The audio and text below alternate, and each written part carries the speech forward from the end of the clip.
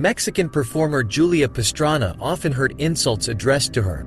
She was even called the ugliest woman in the world. Little is known about the origin of Julia Pastrana. A native Mexican, was born in 1834 somewhere in the state of Sinaloa. Fate treated her extremely cruelly, without giving anything attractive. 140 centimeters tall, coarse features, crooked teeth, unusually large ears and nose, and increased hairiness all over her body. In the circus, a legend was invented for her. A woman named Espinosa from the Root Diggers Indian tribe, whose members looked like monkeys and lived in caves, found the girl in the forest while fleeing and took her with her. Society believed this version because it perfectly coincided with the unusual appearance of the girl.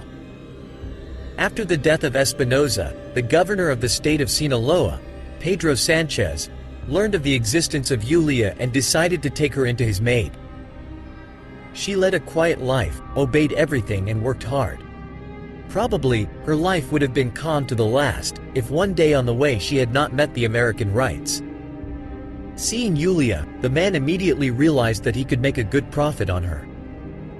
At that time, shows in the United States were popular in which people with an unusual appearance took part. He convinced her to go with him to build a career, and so began the path of the Monkey Woman. Wrights taught the girl to dance and sing. She first appeared on stage at the Gothic Hall in New York. A stunning success awaited her immediately after the first show. All the newspapers wrote about the bearded lady, baboon woman, and half woman, half monkey. Money poured in like a river. Julia could not even dream of such a thing. Pastrana participated in solemn balls and military parades. Men lined up to waltz with her. Despite her non-standard appearance, Julia had many fans, but the girl believed that they all needed only money from her. However, one of the suitors managed to convince Pastrana of the sincerity of his feelings. It was Theodore Lent. As a result, Theodore Lent became the girl's husband.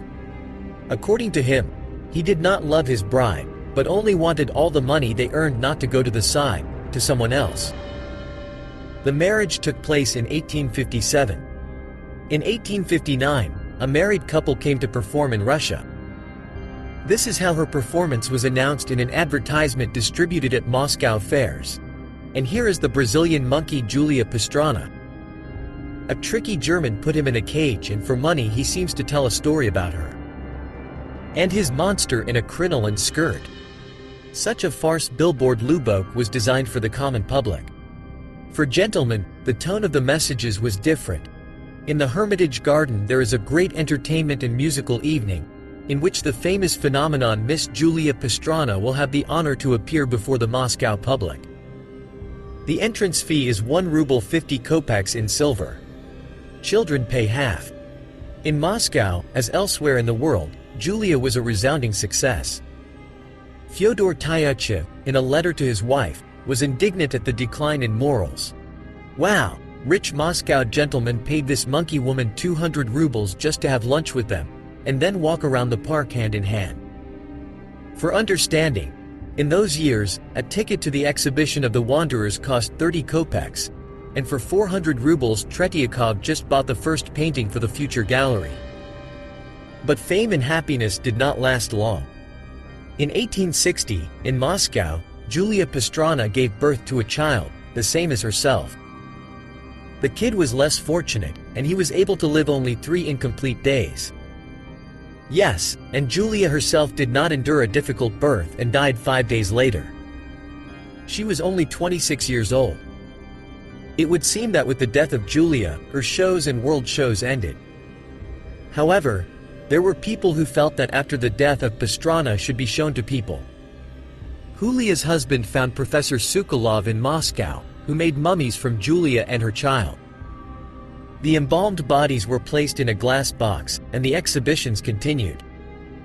True, soon Sokolov decided to take the mummy to the Anatomical Museum, but Julia's husband opposed this. In 1862, upon presentation of the proper documents of legal marriage, Lent won the court. But the authorities forbade him from participating in scientific exhibitions. "Don't be fooled, boy," they still understand that you have an ordinary commercial enterprise. A little later, Lent married again, and again to a bearded woman, whom he passed off as Julia's sister. Although, judging by the photo, she was an ordinary European. After that, they began to travel around the towns and villages. Lent, his current bearded wife, the bodies of the former bearded wife and their common baby, also bearded. But, apparently, here is the case when the greed of the Frau ruined. At least in 1880, in St. Petersburg, Lent ended up in a psychiatric hospital, where he soon died. The property passed to the second wife. She took the mummies to Germany, tried to exhibit, but her business did not go.